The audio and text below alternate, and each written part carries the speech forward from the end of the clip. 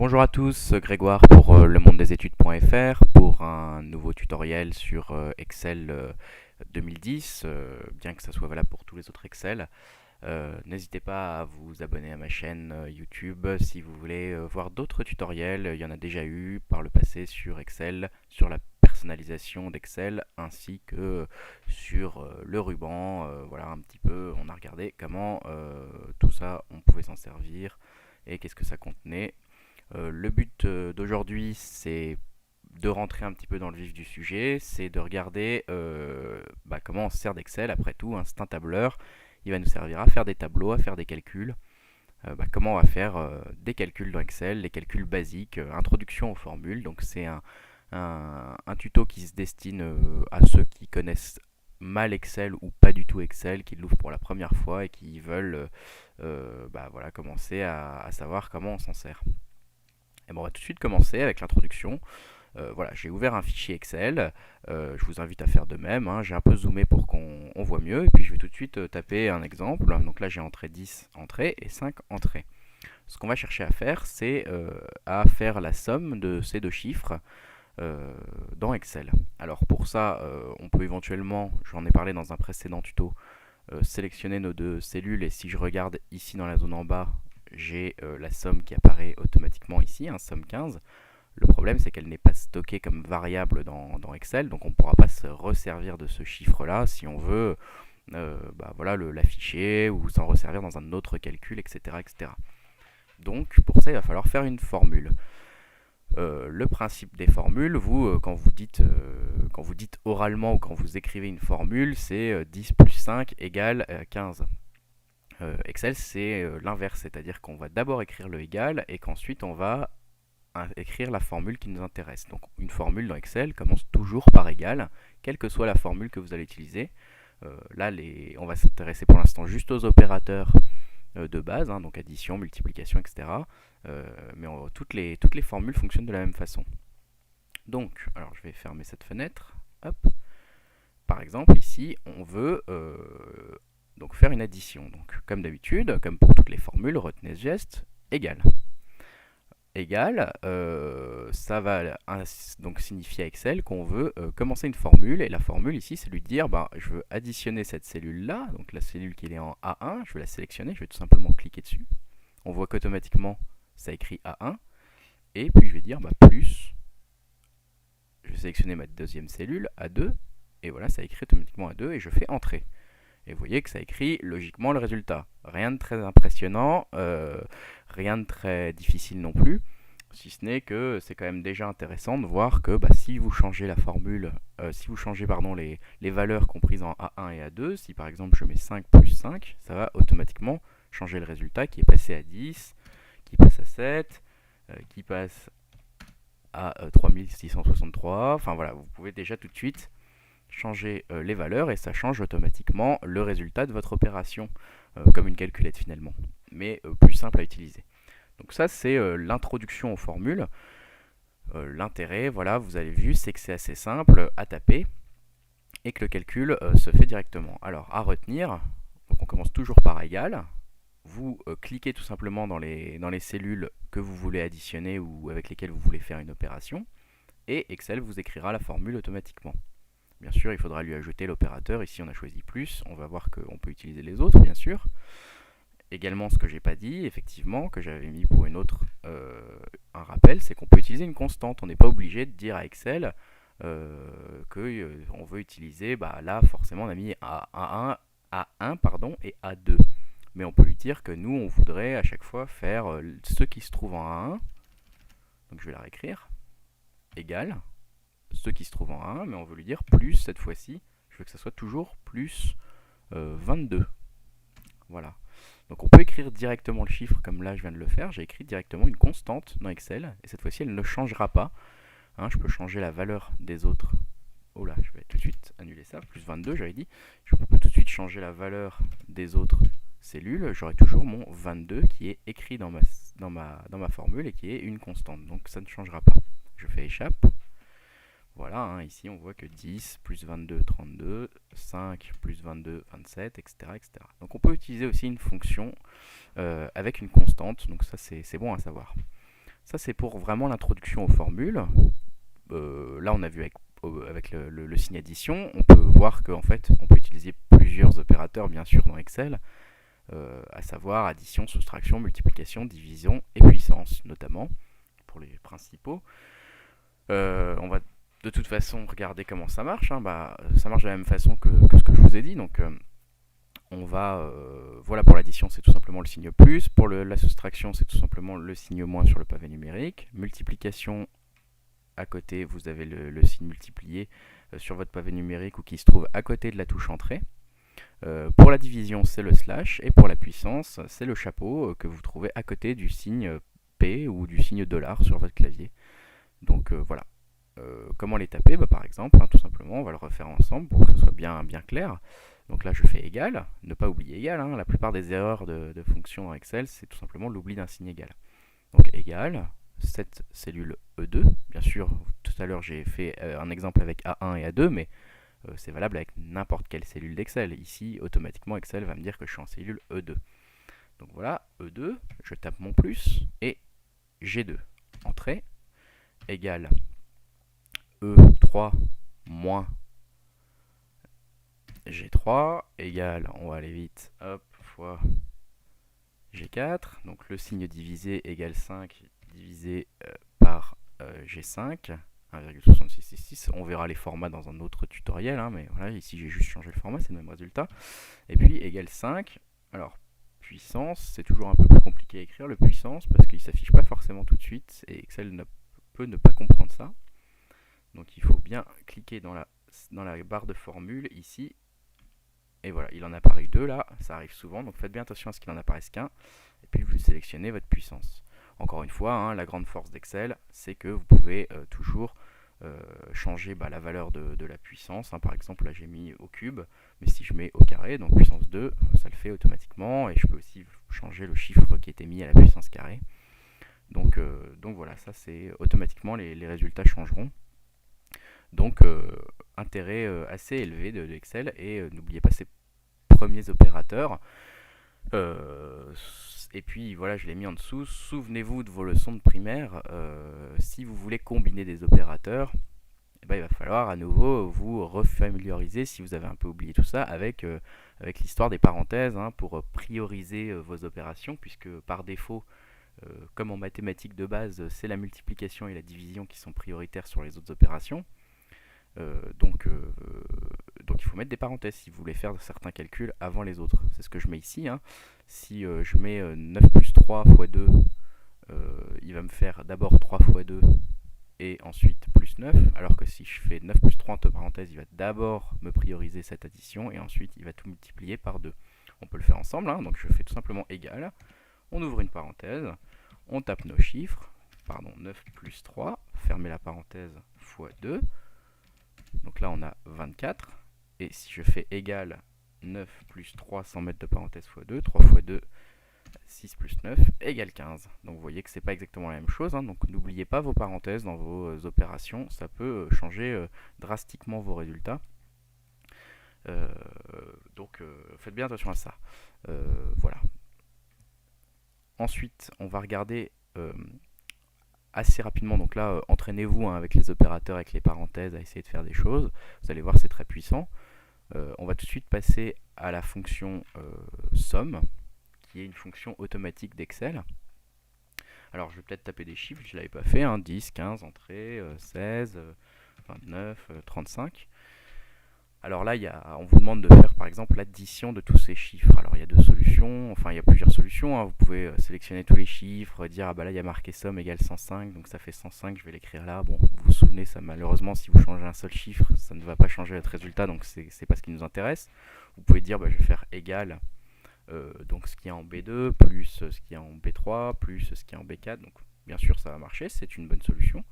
Sauf que si cette liste elle ne fait pas, là j'ai mis 5 valeurs mais qu'elle en fait 5000, ça va être un peu long à taper. Il existe tout simplement, et c'est souvent comme ça dans Excel, une fonction automatique pour ça, qui porte bien son nom puisqu'elle s'appelle somme. Donc on peut soit l'écrire, il y a deux solutions ici, je vais vous l'écrire d'abord, égale somme. Vous voyez qu'Excel automatiquement, quand je commence à taper une fonction, vous voyez somme, là il commence à me proposer plein de fonctions qui existent déjà dans Excel. Donc bien sûr, on en verra certaines en détail, mais pas toutes parce qu'il y en a beaucoup. Et puis la formule somme, elle s'écrit en faisant somme, entre parenthèses, je sélectionne tous mes nombres. Vous voyez, là je garde la souris appuyée, je ferme la parenthèse et je fais entrer. Et là ça me fait 105. Et si jamais je change un nombre pour passer de 10 à 100 par exemple, ça fera automatiquement le calcul. Alors si vous n'avez pas envie de retenir qu'il faut écrire somme, parenthèse et puis sélectionner tous ces nombres, on peut aussi sélectionner les nombres. Et normalement, si vous n'avez pas trop touché votre ruban, dans la zone accueil de votre ruban, donc en haut ici, vous avez ici un bouton qui s'appelle somme automatique. Il suffit de cliquer dessus et vous voyez que ça va automatiquement vous créer la fonction somme et vous l'insérer juste en dessous de votre sélection.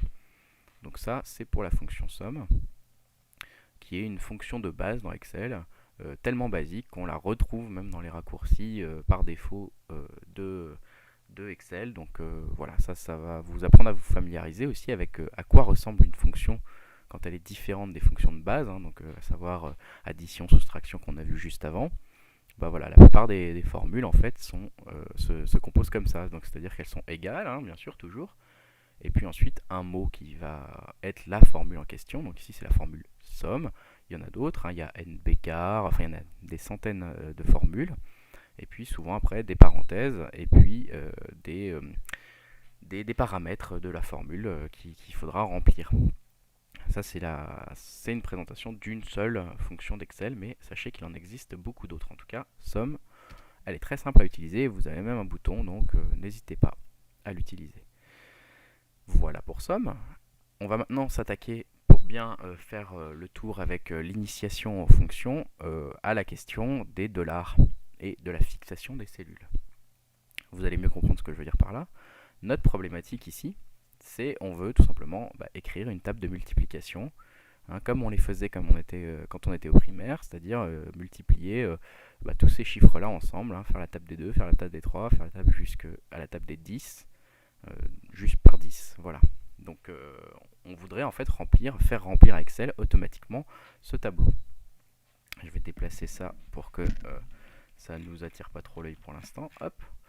Alors on va tout simplement, on va commencer ensemble, on va se dire, je vais dire égal ce qu'il y a là, donc C2, multiplié par ce qu'il y a là, donc P3. Je fais entrer, ça m'écrit bien 4, 2 fois 2 égale 4, pour l'instant tout va bien. On va essayer d'abord de glisser cette formule verticalement vers le bas. Donc là j'ai ma case et vous voyez qu'en bas, quand elle est sélectionnée, il y a un petit point. Quand ma souris je passe dessus, elle devient une sorte de croix.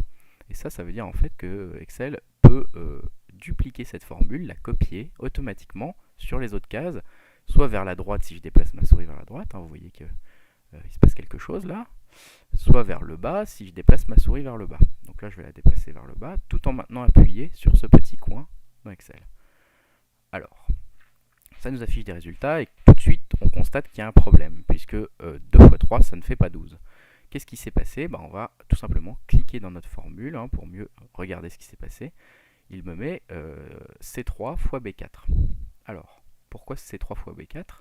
Nous, on a dit qu'on voulait multiplier 2, donc ce qui est en C2, par effectivement ce qui est en B4. Donc là, B4 c'est bon, mais C2 c'est plus C2, c'est C3. En fait, vous voyez qu'en glissant, en tirant la formule vers le bas, je l'ai tout simplement fait glisser vers le bas. Elle a décalé toutes ces références de, à chaque fois, une cellule vers le bas. Donc ici, elle n'a pas multiplié 2 par 3, elle a multiplié 4 par 3. Et puis ici, elle a multiplié, donc en fait, c'est 4, donc 12 par 4. Vous voyez, 12 par 4. D'ailleurs, à chaque fois, la fonction, les cellules utilisées sont surlignées en bleu. Ça aide toujours. Vous voyez que C4, c'est surligné en bleu, donc c'est le 12. Et puis B5, on ne le voit pas ici parce qu'il est caché par la formule, mais c'est le 4. Donc là, il y a un problème, il faut dire à Excel, nous quand on tape notre formule C2 fois B3, on veut fixer la case à C2. On veut que ce soit toujours C2 que tu prennes et non pas après C3, C4, C5, etc.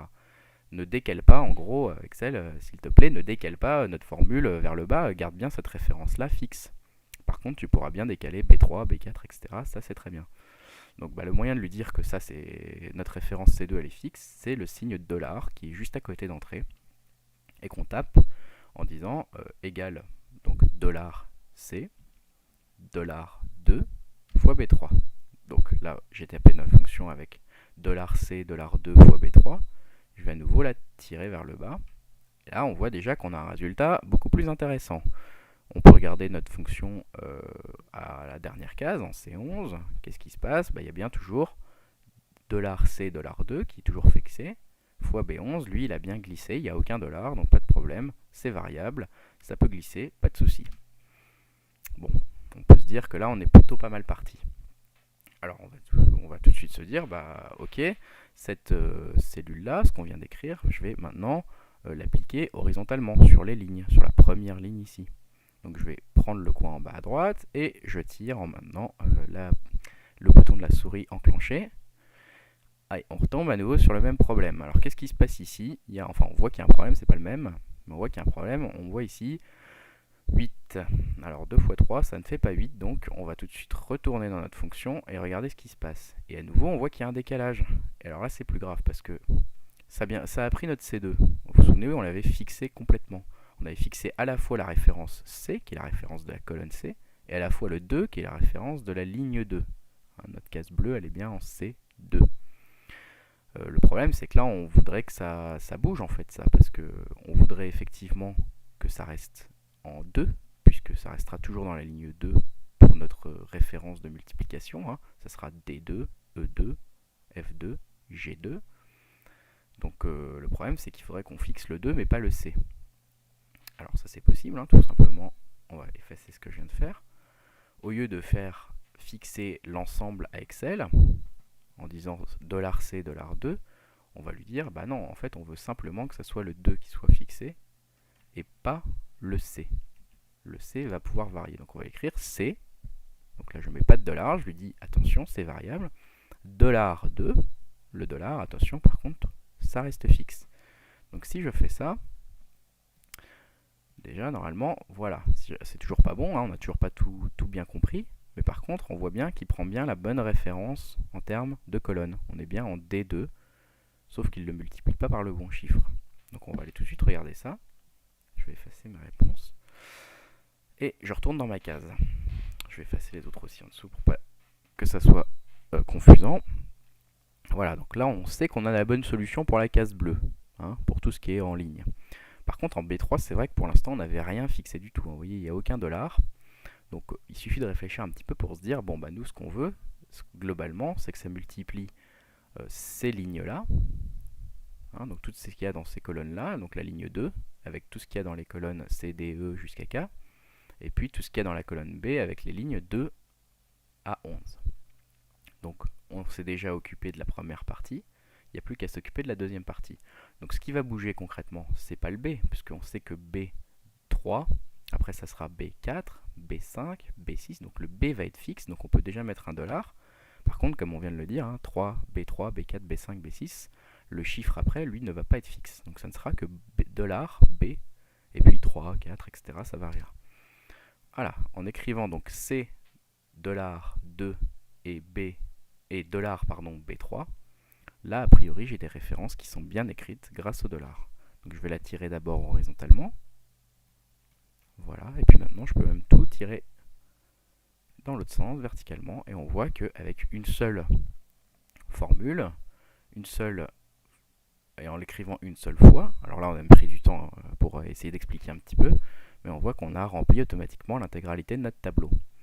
Donc les dollars, n'hésitez pas à bien regarder comment ça marche, parce que ça va vous sauver la vie de nombreuses fois pour avoir des références fixes dans vos problèmes qui se présenteront à vous, dans les problèmes qui se présenteront à vous. Ce qu'on peut essayer de mémoriser pour ça, alors je vais montrer ce que j'avais caché, c'est que donc dollar va permettre de fixer une cellule, que si on écrit dollar $A, $3, ça sera la cellule A3 qui sera fixée de manière permanente, toujours A3, quoi qu'on fasse. Par contre, si on écrit dollar $A3, donc on enlève le dollar devant le 3, on écrit que dollar $A3, ça va donc fixer la colonne A, mais laissera le numéro de la ligne variable, donc il va glisser avec la formule quand on va la tirer. Et puis, si on écrit A $3, là cette fois-ci, ça fixera la ligne 3, mais par contre, ça bougera de colonne en fonction de là où se trouve notre formule. Donc le principe des dollars, c'est toujours un petit peu compliqué. à comprendre. N'hésitez pas à vous dire que il faut pratiquer de toute façon pour comprendre. Hein, pourquoi pas en se disant que on a des salaires qui sont de 1800, voilà, on a, je sais pas, par exemple, on va dire Sarah, Michel et pardon, Gérard qui sont dans une entreprise. Sarah gagne 1800 euros brut, Michel gagne 1663 euros brut et Gérard gagne 1759 euros brut. Pour passer du brut à net, on va dire qu'il y a un taux de retenue de 25%. Donc égal, on va dire que donc ils conservent 75% de leur salaire brut. Hein, le salaire net sera égal à 75% de leur salaire brut. On va lui dire égal leur salaire fois 75%, donc multiplié par, je sélectionne mon C22, et tout de suite, je vais le fixer, hein, puisque je sais que je vais devoir étendre cette formule sur plusieurs lignes. Ce qui va pas bouger, de toute façon C, ça sera toujours dans la colonne C, donc il n'y a pas de souci, hein, notre colonne ne varie pas. Par contre, quand on va tirer la formule vers le bas, notre ligne va varier, puisqu'on va passer en C24, en C25, etc. Donc le 22, la référence doit être fixée par $1. Et voilà, si je double-clique sur la formule, automatiquement, on va regarder pour Gérard, automatiquement, ça prend bien son salaire multiplié par le bon pourcentage qui est resté fixe grâce à notre dollar.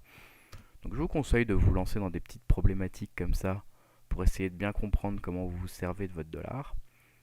Parce que, je vous le garantis, vous allez vous en servir dès que vous allez commencer à rentrer dans Excel et dès que vous allez commencer à rentrer des formules. Et comme c'est à ça que Excel sert, c'est sûr, vous êtes amené à rencontrer à la fois les formules avec ce qu'on a vu tout à l'heure, toujours ce petit signe égal, et puis à la fois la problématique des dollars qui reviendra très très très régulièrement. Voilà, n'hésitez pas à consulter les autres tutos que j'ai fait sur la chaîne YouTube et à revenir sur le site et à laisser des commentaires si vous avez des questions. J'essaierai d'y répondre dès que je pourrai. Voilà, merci beaucoup, à bientôt.